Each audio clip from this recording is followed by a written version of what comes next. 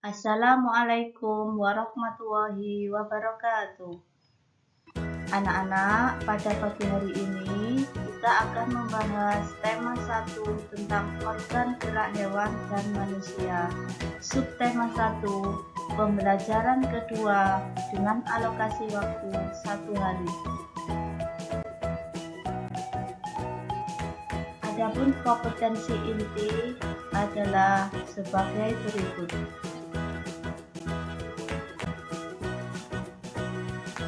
Sedangkan kompetensi dasar dan indikator adalah sebagai berikut. Tujuan pembelajaran kita pada pagi hari ini adalah 1. Dengan mengamati gambar cerita, siswa mampu menyusun dan merangkai sebuah cerita secara runtut. 2. Dengan menceritakan sebuah gambar, siswa mampu mengolah informasi dan menjadi sebuah cerita secara tepat. 3. Dengan mengamati gambar, siswa mampu menyebutkan organ gerak hewan beserta fungsinya secara tepat. 4. Dengan membaca teks, siswa mampu mengidentifikasi gerak ikan di air secara tanggung jawab.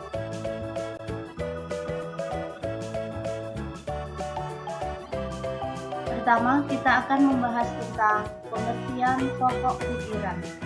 Pokok pikiran adalah ide utama dari sebuah paragraf.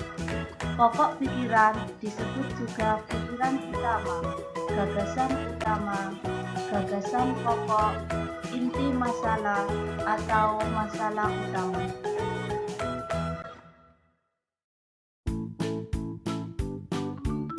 Adapun cara menentukan pokok pikiran adalah sebagai berikut. 1. Membaca seluruh kalimat dalam paragraf. Yang kedua, perhatikan kalimat pertama dan kalimat terakhir. Yang ketiga, tentukan kalimat yang merupakan kalimat utama paragraf tersebut. Dan yang keempat, pokok pikiran dirumuskan dari kalimat utama paragraf tersebut.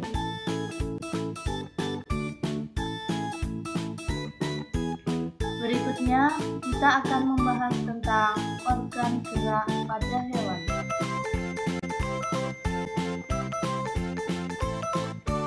Anak-anak, kalian tahu apa yang dimaksud dengan bergerak? Bergerak adalah ciri dari setiap makhluk hidup, termasuk hewan, manusia, dan tumbuhan. Sistem gerak hewan didasari oleh rangka dan otot-otot. Jika keduanya saling terhubung, maka akan menghasilkan sebuah gaya otot. Gaya otot tersebutlah yang membuat hewan dapat bergerak. Rangka disebut juga dengan organ gerak pasif, sedangkan otot disebut dengan organ gerak aktif yang dilakukan melalui tulang. Hewan bergerak bertujuan kelangsungan hidupnya, seperti untuk melindungi diri dari predator, mencari makan, berpindah tempat, hingga berkembang biak. Alat gerak yang dimiliki oleh hewan diantaranya adalah kaki, tangan, ekor, sayap, dan sirip. Setiap hewan tentunya memiliki sistem gerak yang berbeda-beda, menyesuaikan dengan tempat hidup atau habitatnya seperti di udara, darat, air, atau di darat, di air dan di darat.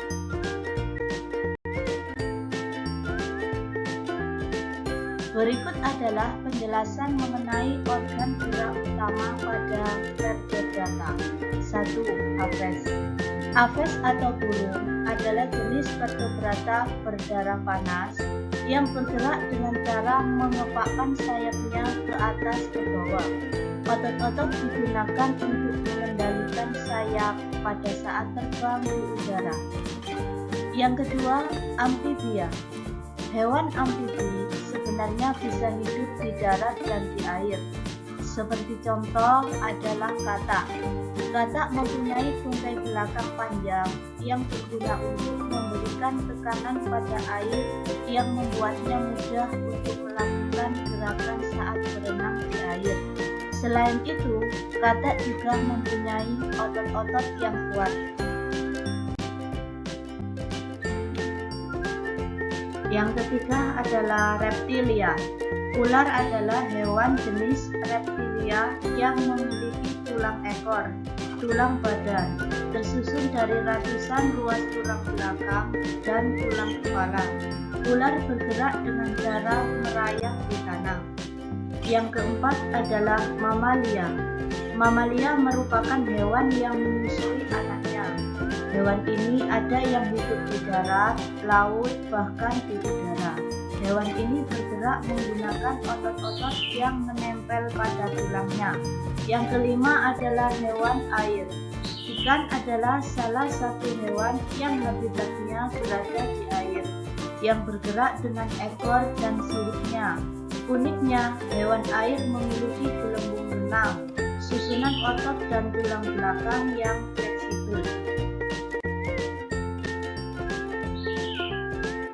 Sekarang tugas kalian adalah mencari ide pokok yang ada pada bacaan tentang organ gerak utama pada vertebrata dan kerjakan di buku tulis kalian.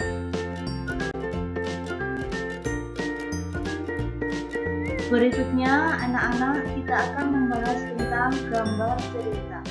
Gambar cerita adalah gambar yang menceritakan suatu adegan atau peristiwa. Fungsi dari gambar cerita adalah memperjelas alur atau isi cerita, memperjelas isi pesan dalam promosi suatu barang, menarik perhatian, menambah nilai artistik atau keindahan, dan sarana untuk mengungkapkan perasaan penggambarnya. Adapun langkah-langkah membuat gambar cerita yaitu 1. Persiapkan bahan dan alat. Hal pertama yang harus dilakukan adalah menyiapkan bahan dan alat yang diperlukan untuk membuat gambar cerita. Yang kedua, menentukan tema. Tema harus berkaitan erat dengan objek gambar. Objek gambar bisa berupa benda mati maupun benda hidup. Penentuan tema dapat dilakukan dengan melihat lingkungan sekitar atau pengalaman diri sendiri dan orang lain. Yang ketiga adalah pembuatan sketsa. Setelah menentukan tema, langkah selanjutnya yaitu membuat sketsa. Sketsa sebaiknya dibuat lebih dari satu agar kita dapat memilih yang terbaik. Langkah membuat sketsa ini sangat berpengaruh untuk tahap-tahap menggambar selanjutnya.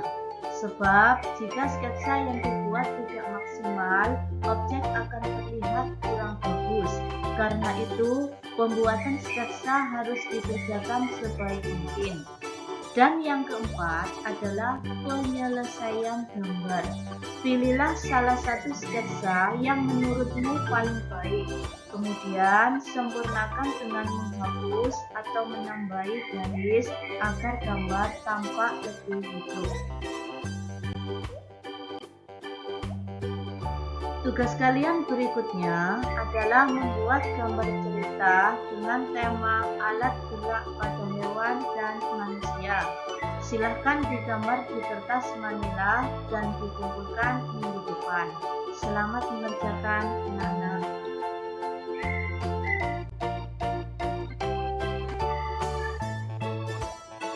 Sekian pembelajaran kita pada pagi hari ini.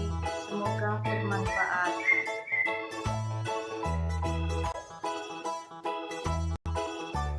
Dan saya akhiri. Wassalamualaikum warahmatullahi wabarakatuh.